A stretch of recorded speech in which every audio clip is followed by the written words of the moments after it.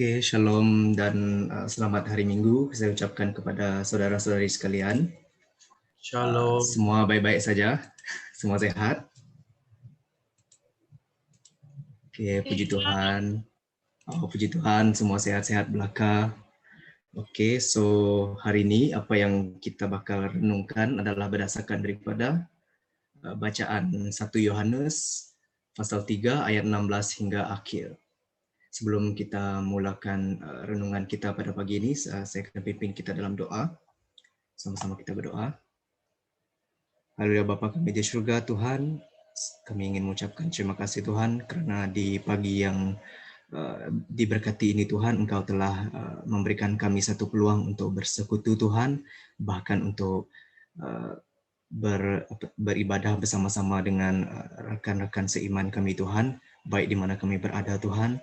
Tuhan ini menunjukkan kekuasaan Engkau Tuhan, di mana semua dapat dilakukan jika dilakukan untuk memuliakan Engkau Tuhan. Tuhan, pagi ini Tuhan kami akan merenungkan firman Engkau Tuhan, dan semoga firman Engkau ini dapat dijadikan tauladan dan juga titik penukaran kami Tuhan terhadap diri sendiri dan juga terhadap rekan seiman kami Tuhan, agar kami dapat berlandaskan dan juga mencontohi Engkau Tuhan. Tuhan, semoga apa yang dikhotbahkan pada pagi ini Tuhan datangnya daripada Engkau Tuhan dan juga kehendak Allah Bapa Tuhan, dan semoga anak-anak Engkau yang mendengar firman ini diberkati Tuhan. Kami menyerahkan doa ini ke dalam tangan-Mu Yesus Kristus Tuhan dan Juru Selamat kami.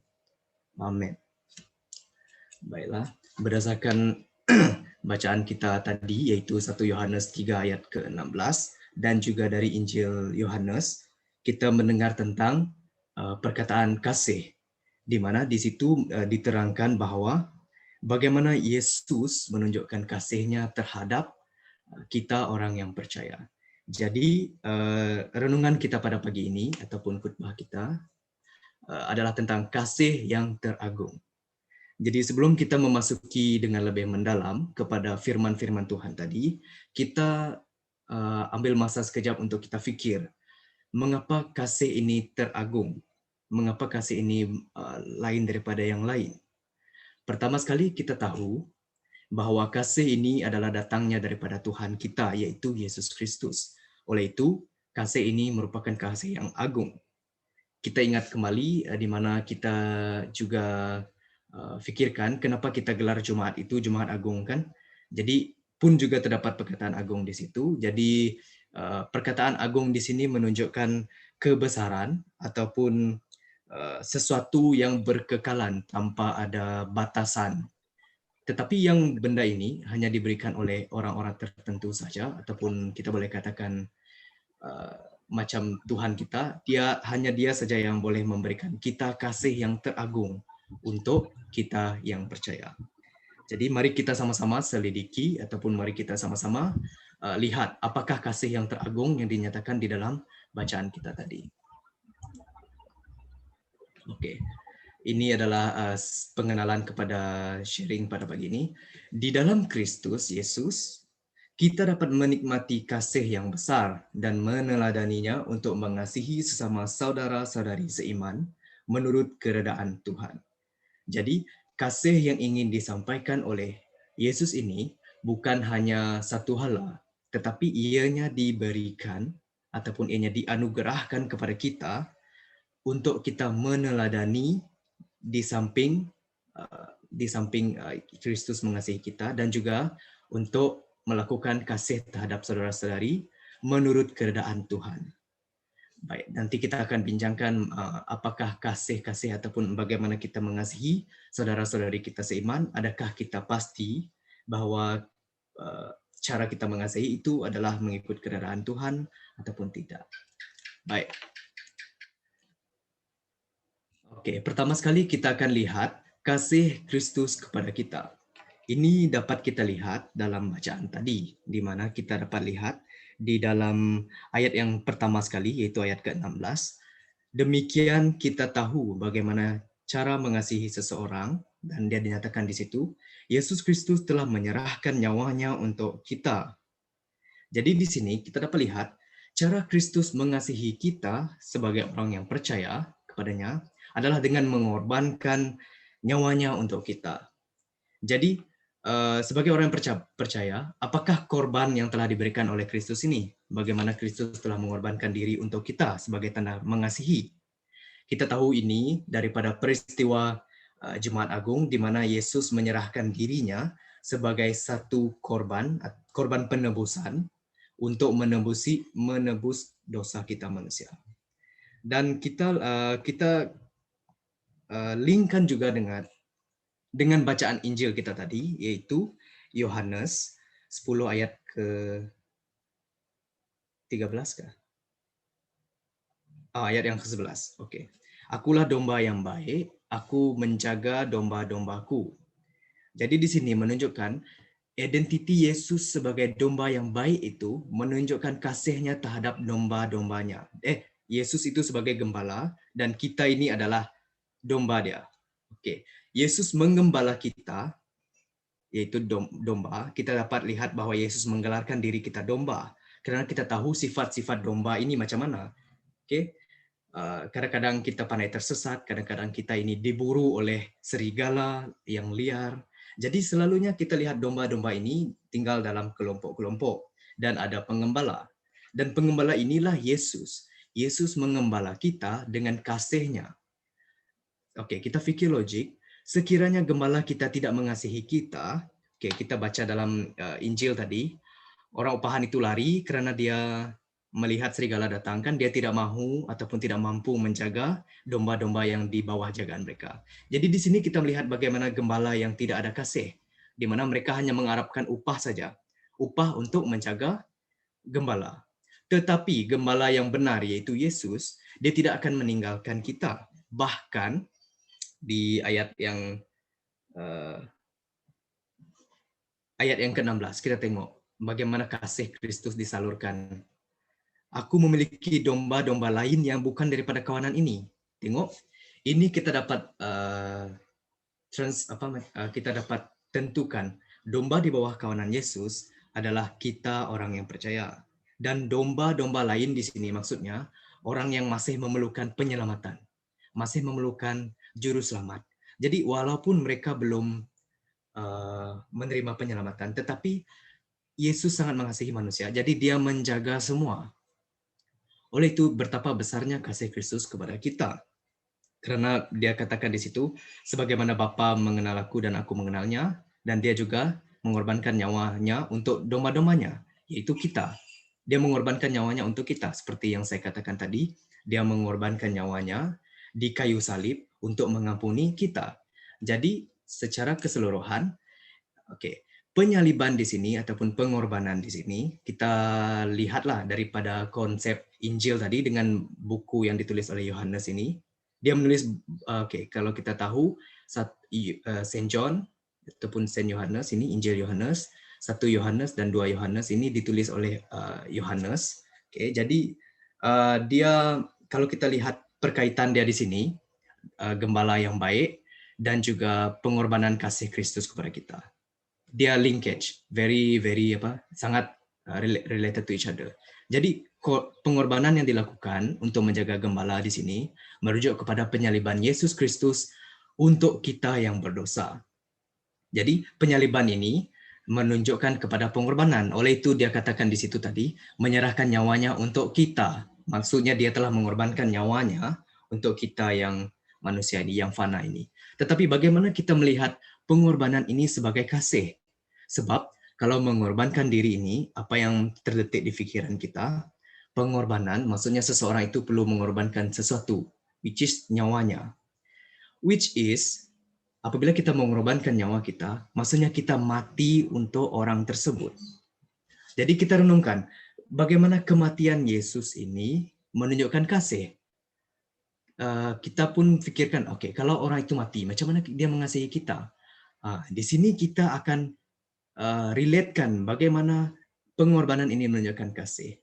Jadi, pada zaman penyaliban Yesus, kita tahu manusia sangat-sangat berdosa. Manusia tidak dapat diselamatkan karena kita tak mampu menyelamatkan kita. Kita sebenarnya spiritually dying tanpa adanya seseorang yang menyelamatkan. Oleh itu, kalau kita baca dalam Yohanes 3:16, Dia datang untuk menyelamatkan kita. Jadi siapa yang percaya kepadanya tidak akan binasa, malah mendapat kehidupan yang kekal. Jadi kasih di sini maksudnya oleh karena Yesus mengasihi kita, tetapi dia benci akan dosa. Tengok ada dua benda berlaku serentak di sini. Yesus sangat membenci dosa, tetapi adakah Yesus benci kita? Tidak. Ya, sebab dia oleh kerana sifat mengasihinya terhadap apa yang dia ciptakan, umat manusia kan hasil daripada penciptaan dia. Dia mengasihi kita. Salah satu sebab dia mengasihi kita kerana kita ini image Allah. Kita ini sama seperti Allah kita. Jadi kita ada akal fikiran, kita ada tutur bicara, kita ada badan-badan yang berfungsi, macam itulah. Kita ini creation yang sangat-sangat kompleks, yang sangat-sangat bagus yang telah diciptakan. Jadi dia mengasihi kita, tetapi dia ingin buang dosa itu daripada kita. Jadi salah satu caranya untuk dia mengasihi kita, dia korbankan nyawanya, sucikan dosa kita. Itu cara dia mengasihi kita. Oleh itu, kita dapat lihat bahwa saluran kasih ini menyelamatkan kita dan memberikan kita penebusan. Okay? Dalam Yohanes 15 ayat yang ke-13, tiada kasih yang lebih besar daripada kasih seorang yang mengorbankan nyawa untuk saudara-saudaranya. Tengok, Yesus di sini menganggap kita ini sebagai saudaranya. Yesus adalah kekasih jiwaku. Kita katakan begitu kan dalam lagu. Lepas tu banyaklah kita menunjukkan kasih kita melalui perkataan-perkataan begitu. Tetapi kasih Yesus kepada kita tak terkata. Tengok dia mengorbankan nyawanya untuk kita kerana dia tak mahu tengok kita berdosa. Oleh itu dia mengorbankan dirinya sebagai korban kudus demi kita. Sama juga seperti yang dikatakan di dalam Injil kita tadi, di mana apabila serigala datang menyerang domba-dombanya, dia berada di situ untuk mengusir serigala yang datang. Jadi serigala ini siapa? Kita pasti tahu kan serigala ini adalah roh-roh iblis, roh-roh kejahatan yang mampu mematikan kita. Oke, saya guna istilah mematikan di sini adalah karena apabila kita terjatuh di dalam dosa, apa yang kita layak terima sebenarnya? Kematian. Kita yang berdosa, kita selayaknya menerima kematian sebagai hukuman kita. Tetapi oleh kasih Kristus, dia menyelamatkan kita. Dia menyerahkan nyawanya untuk menggantikan tempat kita, which is kita tidak perlu korbankan untuk penyucian kan. Dia adalah medium penyucian, dia menyuci dosa kita, dia mengasihi kita. Jadi ini adalah saluran kasih yang telah diberikan oleh Yesus kepada kita untuk menyelamatkan kita yang berdosa ini. Jadi inilah apa yang dikatakan oleh 1 Yohanes di ayat yang ke-16 tadi. Jadi setelah kita mendengar kasih Kristus kepada kita, kita banyak kali dengar kasih kan dalam Alkitab. Kasih ini banyak disebut, bahkan perintah baru, kasih saudara sendiri, seperti mana aku mengasihi engkau. Kan? Jadi kasih ini sangat diterapkan. Jadi, seterusnya, kita lihat mengapa kasih ini sangat-sangat ditekankan. Dan dalam bacaan tadi juga, sambungan daripada ayat ke-16 tadi, oleh itu, kita harus menyerahkan nyawa kita untuk saudara-saudara kita. Oke, menyerahkan nyawa untuk saudara-saudara kita. Oke, kita fikir balik. Adakah kita perlu mati untuk saudara kita? Which is literally korbankan nyawa. Ataupun mungkin pengorbanan yang dikatakan di sini adalah satu bentuk pengorbanan yang lain. Jadi, first kamu tanam dalam fikiran. Selepas Yesus mengasihi kita dengan mengorbankan nyawanya untuk kita, apa yang kita perlu lakukan balik adalah kita haruslah mengorbankan nyawa kita untuk saudara-saudari kita. Oke, itu bear in mind lah. Itu kita letak dalam fikiran kita. Tetapi kita tahulah macam pelik kan. Kita menyerahkan nyawa kita. Adakah itu digelar membunuh diri? Jadi kita akan lihat konsep bagaimana menyerahkan nyawa ini sebenarnya. Oke, jadi menyerahkan nyawa di sini bukan bermaksud kita korbankan diri kita ataupun kita bunuh diri untuk kepentingan orang lain. Tak. Korban di sini maksudnya adalah kita mengorbankan bentuk-bentuk pengorbanan di dalam Kristus. Oke. Kita tahu Yesus telah kasihi kita, kita pun akan mengasihi saudara kita. Tetapi dalam Alkitab ini dia katakan, korbankan nyawa kita untuk kawan kita. Jadi, apa maksud ayat 16b ini? Jadi, kita lihat di sini satu persatu, bentuk-bentuk pengorbanan di sini sebenarnya secara spiritual, ataupun secara bukan kehendak daging, tetapi kehendak roh. Di mana kita membantu ataupun kita korbankan apa yang kita ada sekarang, contohnya masa kita korbankan peluang kita untuk menyelamatkan kawan-kawan kita yang lain, sama seperti Kristus menyelamatkan kita. Dan kita relate balik dengan Injil tadi, di mana dia kata, aku memiliki kawanan yang lain, which is bukan kawanan yang dia sedang jaga, tetapi dia juga ingin mengorbankan nyawanya untuk kawanan lain, di mana kawanan lain itu sebenarnya sudah ada gembala sendiri. Bukan maksud di sini ada banyak itulah, tetapi oleh kerana kawanan lain itu gembala dia tidak bagus, Yesus is the best gembala, jadi dia akan take over. Sebab itu sebenarnya asalnya daripada dia. Jadi kita pun mengorbankan apa yang kita ada untuk rekan kita. Contoh, yang pertama sekali, korban yang kita perlu lakukan yang paling, saya rasa ini paling lah, tak tahu lagi yang paling daripada ini, menguburkan perasaan benci ataupun iri hati kita terhadap saudara kita. Jadi bagaimana kita relatekan menguburkan perasaan ini dengan korban? Oke, kita fikir kalau kita ada sikap iri hati ataupun kita benci terhadap orang lain, maksudnya kita telah jatuh di dalam dosa. Salah satu caranya adalah kita korbankan emosi kita tuh. Mungkin kita ada dendam, mungkin orang itu telah menyakiti kita, ataupun telah menyakiti keluarga kita, ataupun seseorang itu adalah kita ayat yang lembut sikit lah, orang itu telah menghina kita, begitu. Jadi salah satu korban kita lakukan, kita abaikan. Itu korban yang kita perlu lakukan. Korbankan, kuburkan perasaan itu.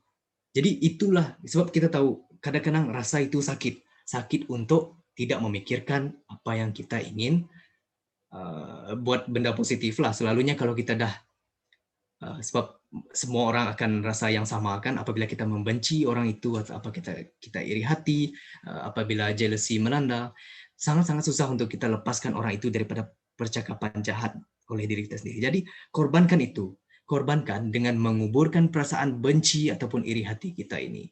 Oke, ini salah satu kita mengorbankan untuk saudara kita.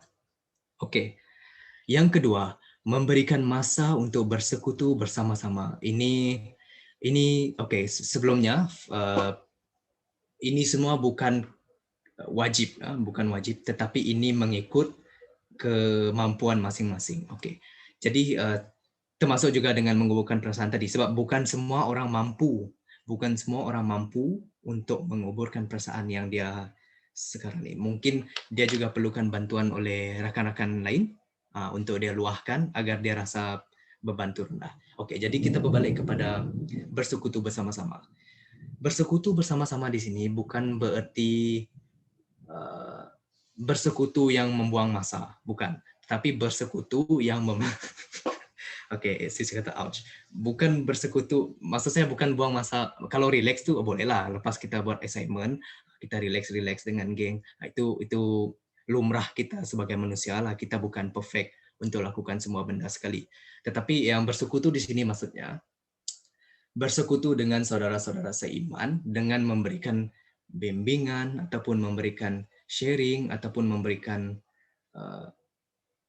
keikhlasan ataupun memberikan rasa terima kasih dan dengan apa yang Tuhan telah berikan kepada kita. Jadi melalui persekutuan ini kita mampu, sebenarnya kalau kita perasan dari segi kita bersekutu, sebenarnya kita telah membantu rakan-rakan kita yang lain ataupun saudara-saudari kita seiman untuk deal with their problem ataupun deal dengan dia orang punya emosi. Saling kongsikan kesaksian diri, begitu.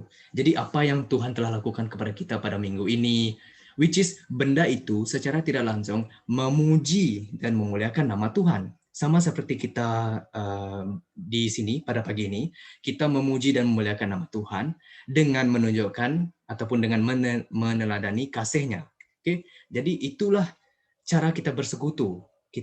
Baik kita bersekutu sekejap, tak kira, as long as ada buah, di mana selepas kita bersekutu, kita membuahkan hasil dan kita bertumbuh di dalam iman. Itu adalah satu-satunya lah. Mungkin bagi kita membantu rekan kita itu sekejap, tetapi secara tidak langsung ataupun secara kita tidak sadar, dia rasa dah relief dah macam wow. Dengan saat yang begini, saya dapat menerima kasih, saluran kasih Tuhan melalui engkau, begitu. Jadi it is important to be bersekutu.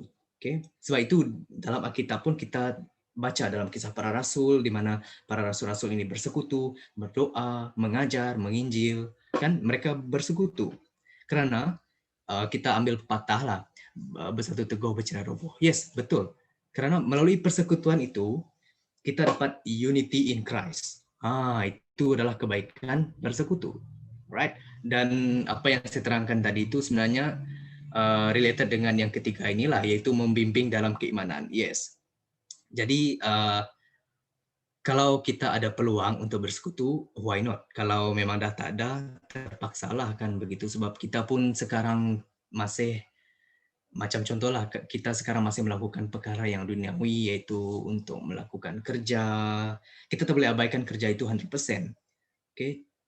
Kerana itu adalah tanggung jawab kita sekarang. Okay, jadi jangan abaikan sepenuhnya, begitu. Jadi sebab keimanan ini penting.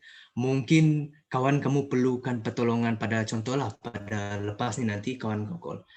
Boleh tak saya nak cakap dengan kamu. Kamu kata nantilah petang sikit. Mungkin dia tengah mengalami pergelutan di mana nanti apabila dia membuat choice yang salah akan merubah seumur hidup dia.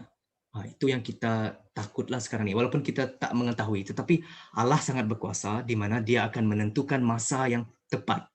Okay, mengikut rencananya. Kalau kita lihat dalam ayat yang ke akhir tadi, Allah lebih besar daripada hati kita dan Allah Maha mengetahui. Jadi dia mengetahui rakan kita nih memerlukan bantuan. Jadi dia serahkan kepada kita.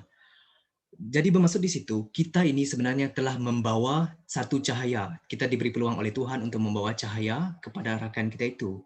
Di mana kita menjadi medium kasih kepada rakan kita. Kita tak sedar, tetapi which is benda itu sangat-sangat agung, sangat-sangat jaranglah ada peluang begitu. Jadi manfaatkanlah peluang yang Tuhan berikan. Kita tak tahu mungkin itu kita tahu peluang itu bila akan datang lagi. Jadi gunakan peluang ini dengan sepenuhnya. Dan yang keempat, saling mengasihi dan memaafkan. Ini pun sangat perit sebenarnya untuk kita lakukan seriously. Kadang-kadang saya sendiri pun terfikir bukan untuk memaafkan itulah. Kadang-kadang kalau ada problem kan macam contohlah assignment banyak minggu ni, saya tak suka lah assignment banyak minggu ni. Kadang-kadang rasa macam dengki sikit dengan tu lah, tapi di dalam kedengkian itu kita orang percaya, kita tahu kita anak Allah, kita berfikir benda ini membawa kepada kebaikan. Oleh itu kita maafkanlah apa yang telah menimbulkan kekeliruan ataupun kecelaruan dalam fikiran kita. Mungkin itu satu bentuk ujian kepada iman ataupun ujian kepada mental kita. Kita tak tahu. Jadi think positive but according to biblical, gitu. Jadi mengasihi dan memaafkan. Bagaimana kasih ini dapat ditunjukkan daripada memaafkan? Contohlah, kawan kita itu telah buat salah dengan kita. Tak tahulah besar ke kecil, tapi kita perlu memaafkan. Kerana Tuhan telah mengajar kita haruslah saling memaafi antara satu sama lain. Kerana kalau tak sedar, dosa kita ini sebenarnya besar, tapi Tuhan mengasihi kita. Dia mengampunkan kita, dia korbankan nyawa dia. Jadi kalau Tuhan boleh lakukan itu, kenapa kita tidak boleh meneladaninya? Walaupun dia rasa perit, tetapi kita think positif. Mungkin ada hikmah di sebalik kesakitan yang kita terima ini. Mungkin itu adalah untuk build in kita punya faith. build in kita punya strength, dalam punya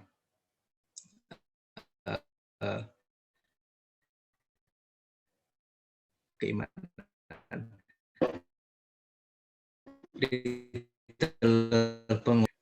Tidak mau menolongnya. Bagaimana kasih Allah dapat hidup dalam dirinya? Tengok, kita juga boleh mengorbankan diri, bukan korbankan harta Allah, tetapi kita boleh membantu orang yang memerlukan dari segi keuangan dia. Jadi walaupun kita tolong, ini just contoh aja lah, bukan suruh kita nanti akan sentiasa tolong orang, tak. Tapi penolongan ini ada batas juga lah kalau kita lihat kan.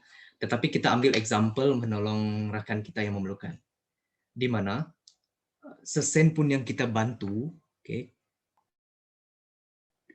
kasih terhadap rakan kita lain. Itu yang dia katakan kasih mengasihi melalui perbuatan tu. Tetapi jangan je perbuatan kita tu di mulut je, tetapi lakukanlah. Ini maksudnya kita cakap saya ini, tetapi hakikatnya kita tidak melakukan. Itu berbezalah dengan apa yang kita cakap, apa yang kita lakukan. Jadi nanti kasih itu, saluran kasih kita terhadap kawan kita yang lain tak sampai. Jadi untuk menyampaikannya, kita haruslah melakukan sesuatu yang benar melalui perbuatan kita. Itulah apa yang kita perlu lakukan, itulah apa yang diajarkan, bagaimana kita mengasihi saudara-saudari kita yang seiman. So next.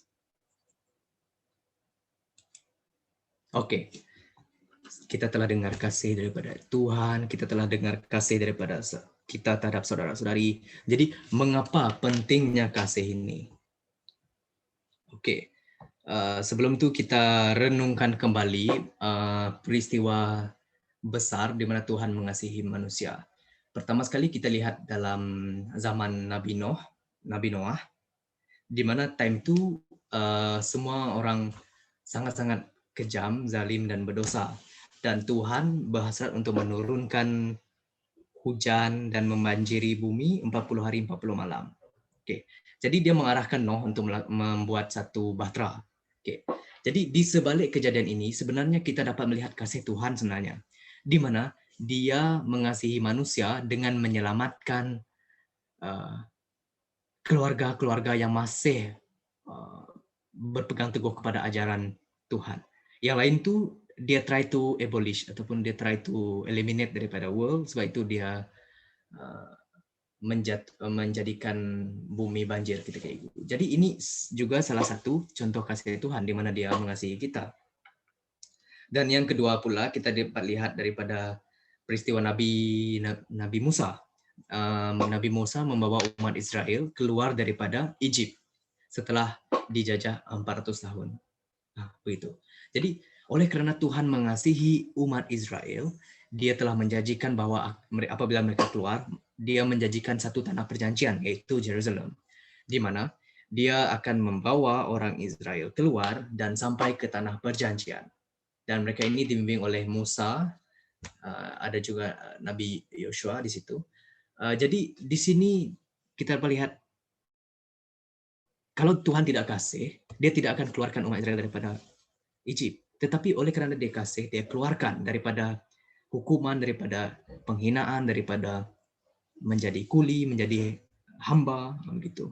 Dan juga di Red Sea kita dapat lihat Tuhan menyelamatkan orang Israel, tetapi orang Egypt tenggelam di dalam lautan Red Sea. Red Sea. Jadi di situ kita dapat lihat bagaimana kasih Tuhan itu besar. Oleh itu pentingnya kasih ini adalah kita tahulah kasih Tuhan terhadap kita sangat besar. Jadi bagaimana kita pentingkan kasih ini dari kita dan juga saudara-saudari seiman.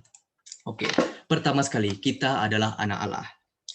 Anak Allah tidak pernah melakukan kejahatan ataupun anak Allah tidak pernah ataupun tidak akan melakukan dosa yang berterusan. Oleh itu kita akan meneladani Bapa kita, yaitu mengasihi. Kerana mengapa kita adalah anak Allah? Kerana Allah ada dalam diri kita. Jadi pribadi kita ini mencerminkan apa yang kita teladani. Allah Maha Besar dan mengetahui seperti ayat 20 tadi. Jadi oleh kerana kita anak Allah, kita haruslah mengasihi saudara-saudari kita. Kenapa perlu mengasihi saudara-saudari kita? Macam It's not my business lah, kadang-kadang kita pikir begitu. No, itu adalah tanggung jawab kita, di mana we the brother and sisters in Christ. Tengok, brothers and sisters in Christ. Kita saudara-saudari dalam Kristus. Kita tak ada taraf tinggi rendah, kita sama rata. Kita saudara, dalam Yesus kita bersaudara. Kita selalu nyanyi lagu itu kan, sekarang dan selama-lamanya. Tengok bagaimana kita menyanyikan, bagaimana itu juga kita melakukannya. Jadi, oleh kerana kita saudara-saudari ini, penting kita mengamalkan kasih ini. Kasih Kristus, kasih Kristus. Oke. Terlintas juga di pikiran saya. Kita renungkan balik tadi, kita mengorbankan dan membantu rakan kita kan. Jadi contohlah kalau kawan kita ini memerlukan bantuan, tetapi bantuan tersebut adalah boleh kita kan salah dan juga tidak diredai Tuhan. Jadi salah satu pengobatan yang kita lakukan, kita perlu menegur. Itu pun salah satu, tetapi jangan menghakimi. Oke, kita tegur dengan mengikut Alkitabiah bahwa salah cara kamu ini, macam tu. Kamu tak boleh melakukan benda ini sebenarnya. Jadi dalam masa yang sama kita telah menyelamatkan dia daripada jatuh kepada dosa. Itu adalah saluran kasih kita kepada saudara-saudari. Jadi kembali kepada sini, kita satu tubuh di dalam Kristus. Jadi kasih yang kita ada sekarang sebenarnya datang daripada Yesus. Bukan mengasihi mengikut kekuatan dan kehendak daging. Oke, kita mengasihi rakan-rakan seiman kita bukan kerana seperti yang di-mention tadi lah, bukan untuk attention, bukan untuk pujian, tetapi yes, untuk pujian, tetapi memuji siapa? Memuji Tuhan. Kerana Tuhan telah menyalurkan kasih-Nya melalui kita kepada saudara-saudari kita. Oke, kita boleh lihat ini di dalam 1 Korintus 13 ayat yang keempat.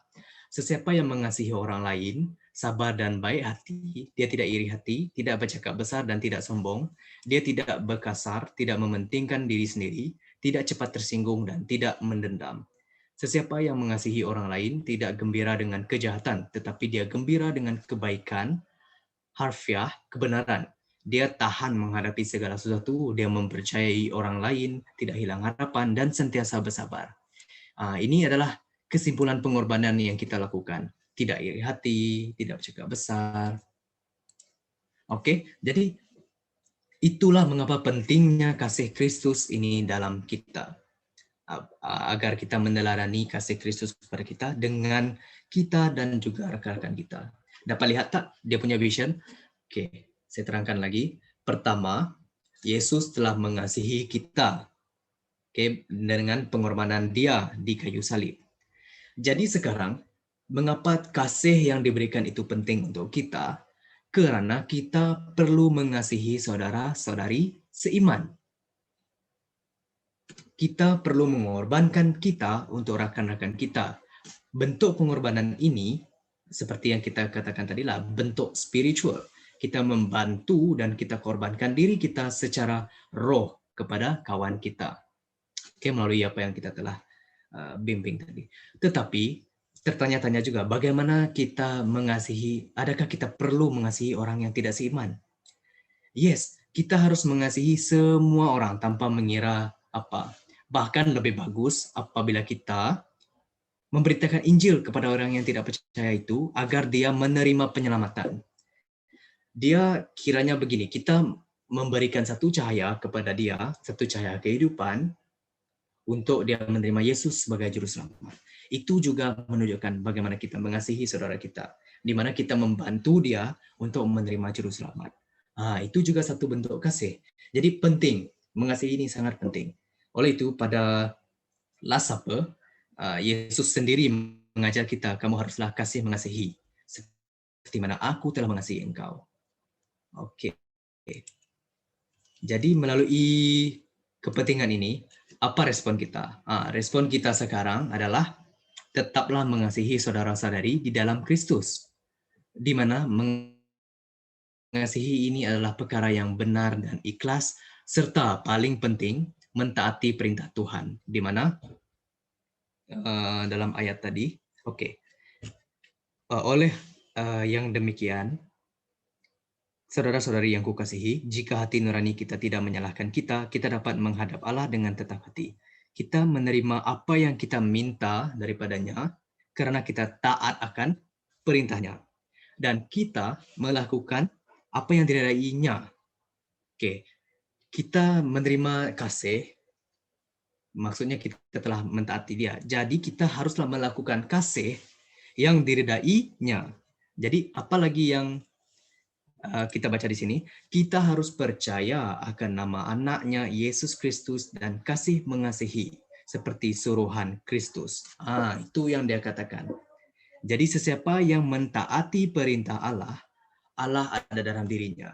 Which is secara tidak langsung kita menjadi anak Allah. Itu apa yang dikatakan tentang respon kita terhadap kasih Tuhan. Oke, dalam 1 Yohanes yang keempat, ayat 7 hingga 8 juga mengatakan, saudara-saudari yang kukasihi, marilah kita kasih mengasihi kerana kasih itu datang daripada Allah. Sesiapa yang mengasihi, kasih mengasihi, lahir daripada Allah dan mereka mengenal Allah. Sesiapa yang tidak mengasihi, tidak mengenal Allah kerana Allah itu kasih. Allah itu kasih. Oke, Allah itu kasih. Jadi, kita mengasihi karena kita lahir daripada Allah. Allah dalam diri kita dan kita adalah anak Allah. Karena Allah sendiri itu adalah kasih. Jadi itulah mengapa kasih ini penting. Karena Allah sendiri adalah kasih. Oke. Jadi secara kesimpulannya di sini, apabila kita telah menerima kasih Tuhan, kita haruslah meneladani Tuhan Yesus dengan memberikan kasih kita kepada rekan-rekan yang lain ataupun dengan mengasihi rekan-rekan kita yang lain. Itu adalah bentuk kasih yang perlu kita lakukan di dalam Kristus. Oke, pastikan kasih yang kita lakukan itu di dalam Kristus dan bukan kehendak daging, dan paling penting mengikut kehendak Tuhan. Oke, ini adalah untuk itu. Jadi, yang terakhir, kita telah mendengar kasih Tuhan terhadap kita, kasih kita terhadap saudara-saudari seiman. Jadi, bagaimana kita lihat Bapa, Anak, dan Roh Kudus ataupun Trinity bekerja di dalam kita untuk mengasihi sesama saudara. Oke, Tuhan kita Maha Agung, jadi ini menunjukkan Tuhan, bagaimana Tuhan bekerja dengan kita melalui 3 pribadi dia. Oke, yang pertama kita lihat Allah, the Father. Oke, bagaimana Allah ini bekerja dalam kita untuk mengasihi kita sesama saudara. Oke, kita lihat yang pertama, kasih Bapa ditunjukkan melalui kesanggupannya untuk mengutuskan anaknya yang tunggal sebagai penebus. Yohanes 3 ayat 16, dan Roh Kudus sebagai penolong. Boleh dibaca dalam ayat Yohanes 14 ayat 26. Jadi, for God so loved the world that he gave his only son Jesus Christ. Okay. Jadi whoever believe in him should not be perish but have everlasting life. Dia datang untuk menebus dosa kita. Kenapa dia perlu menebus dosa kita? Karena dia mengasihi kita. Jadi dia mengutuskan anak tunggalnya untuk menjadi korban penebusan. Okay. Jadi apa yang kita pelajari, maksudnya bagaimana ini membantu ataupun bekerja dalam diri kita untuk mengasihi sesama saudara, adalah dengan aplikasinya di sini. Oke, saya highlightkan warna kuning. Kita haruslah mempunyai kasih yang sanggup memberi. Oke, kasih yang sanggup memberi ini contohnya, contoh yang paling dekat dengan kita, memberikan diri kita untuk pelayanan, memberikan diri kita untuk membantu dalam keimanan. Itu bentuk kasih yang sanggup memberi. Memberikan masa kepada rakan kita, di mana masa ini dimanfaatkan untuk kita bersekutu, begitu. Jadi kasih ini kasih yang memberi. Memberi juga menunjuk kepada bagaimana kita memberi, membantu, menghulurkan bantuan. Banyak, memberi ini banyak. Bagaimana kita memberi nasihat, pun juga memberi.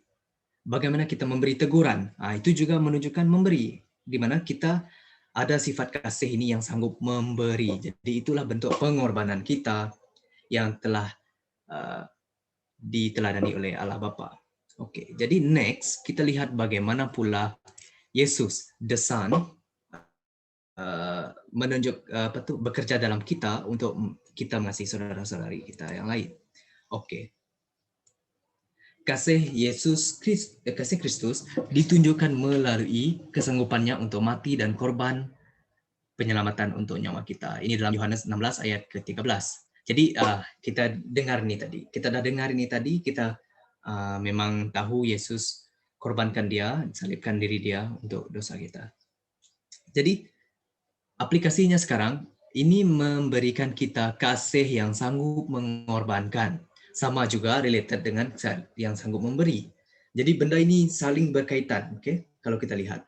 Jadi kesanggupan kita korbankan diri kita, kesanggupan kita korbankan diri kita untuk keimanan kita, untuk mempertahankan kepercayaan kita. Itu juga satu bentuk pengorbanan. Oke? Sebagaimana Yesus telah mengorbankan dirinya untuk penyelamatan kita, itulah juga kita perlu teladani, yaitu kasih yang sanggup mengorbankan. Oke? Dan yang terakhir, Roh Kudus, Holy Spirit. Di mana dalam pertama sekali tadi kita dapat lihat, dia mengutuskan anaknya yang tunggal, Yesus Kristus, dan juga penolong, which is Holy Spirit. Oke, kita lihat pula Holy Spirit ini bagaimana bekerja dalam diri kita untuk mengamalkan kasih. Oke, yang pertama, kasih Roh Kudus ditunjukkan dengan kesanggupannya untuk diutus dan membimbing kita kepada kebenaran. Oke, dia pembimbing, ataupun kalau kita baca dalam Yohanes yang 14 ayat ke-16 ini tadi, Yohanes pasal 14 ayat 26, dia penolong, dia comforter, dia mengajar, banyak. Oleh karena Yesus telah bangkit dari kematian, dia akan memberikan satu pembimbing yang akan membimbing kita dari dulu, sekarang, selama-lamanya. Di mana kita akan sentiasa di right way, right path. Okay, right path. Yaitu membimbing kita dalam kebenaran.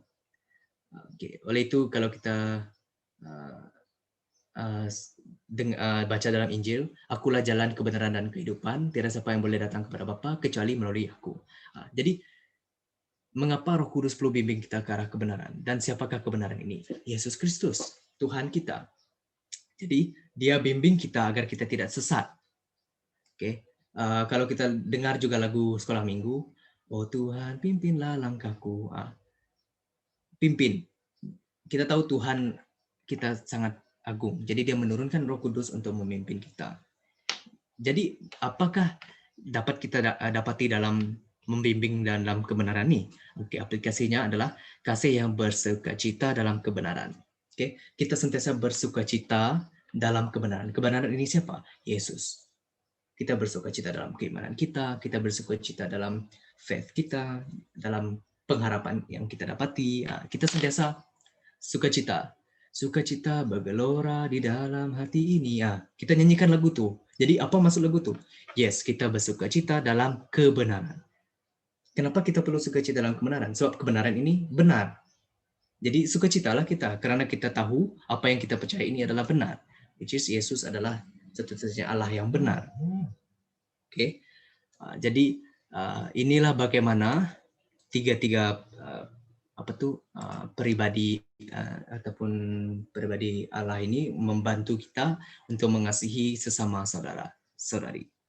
Baiklah, untuk kesimpulan kepada yang kita pelajari tadi, baik di mana kita telah dengar kasih Tuhan kepada kita mengasihi saudara-saudari, kepentingan kasih, dan juga bagaimana Bapa, Anak, dan Roh Kudus kita untuk kita mengasihi saudara-saudari yang lain. Jadi apakah kesimpulan daripada yang kita baca ini tadi?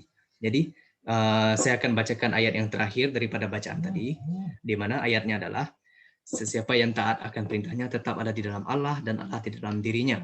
Kita tahu bahwa Allah tetap ada di dalam kita karena dia telah mengurniakan rohnya kepada kita. Jadi semua ini diberikan kepada kita agar kita meneladani Yesus Kristus yang berkorban nyawa memberikan kasih-Nya kepada kita. Oke, Yesus Kristus mengorbankan nyawanya untuk menyelamatkan kita sebagai tanda kasih. Oke. Jadi untuk memudahkan kesimpulan di sini, jadi kasih teragung tadi, oke, apa yang kita dengar di pemulaan, Kasih teragung ini merupakan kasih yang sanggup untuk memberi, berkorban, dan bersukacita di dalam kebenaran. Oke, kita dapat dengar tadi. Jadi Yesus Kristus telah menunjukkan kasih-Nya yang berkekalan kepada kita agar kita sebagai anak Allah mentaati dan mengamalkan kasih di dalam kehidupan. Oke. Kasih yang teragung merupakan kasih yang sanggup untuk memberi, berkorban, dan bersukacita di dalam kebenaran. Yesus Kristus telah menunjukkan kasih-Nya yang berkekalan kepada kita agar kita sebagai anak Allah mentaati dan mengamalkan kasih di dalam kehidupan. Mari kita sama-sama berdoa untuk mengakhiri khotbah kita pada pagi ini. Haleluya Bapa kami di surga Tuhan, sekali lagi kami ingin mengucapkan terima kasih kepada Engkau atas kasih Engkau yang teragung Tuhan. Engkau telah menurunkan anak tunggal-Mu Yesus Kristus untuk menjadikan korban teragung ataupun korban suci, korban kudus untuk kami Tuhan. Di sebalik pengorbanan ini Tuhan, kami tahu bahwa pengorbanan ini menunjukkan saluran kasih yang Engkau berikan kepada kami Tuhan, agar kami yang berdosa ini mampu ataupun layak menerima tempat di dalam kerajaan surga Engkau Tuhan. Tuhan, terima kasih di atas kasih yang telah diberikan Tuhan. Kami telah mendengar Tuhan, kami telah menerima Tuhan, dan kami mengenali kasih yang diberikan Tuhan. Tuhan, sebagaimana selepas ini Tuhan, selepas kebaktian ini, ataupun sampai bila-bila Tuhan, agar kasih Engkau sentiasa ada di dalam kami Tuhan. Membuka hati untuk Engkau Tuhan, agar Engkau mengasihi kami dan mengampuni kami Tuhan, dan juga Tuhan bimbing kami Tuhan melalui Roh Kudus Engkau Tuhan. Bimbing kami Tuhan agar kami dapat mengawal perasaan, mengawal emosi kami Tuhan, agar kami mampu menyalurkan kasih kami dengan mengasihi saudara-saudari kami yang lain Tuhan. Baik yang percaya ataupun tidak percaya Tuhan, karena itulah perintah yang telah Engkau berikan, di mana kami haruslah kasih mengasihi Tuhan.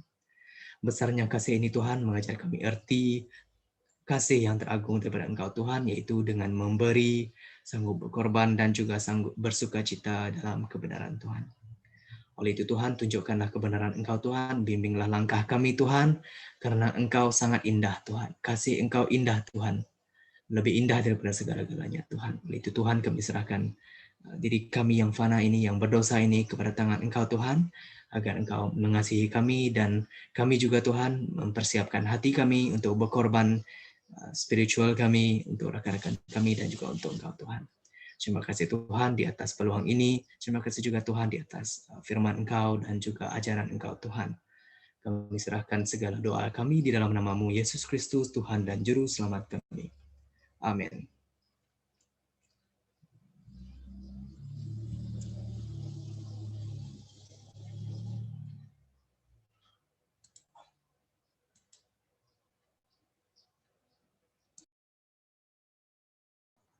Sekarang pengakuan iman. Semua. Aku percaya kepada Allah, Bapa yang Maha Kuasa, pencipta langit dan bumi. Aku percaya kepada Yesus Kristus, Anak-Nya yang tunggal, Tuhan kita.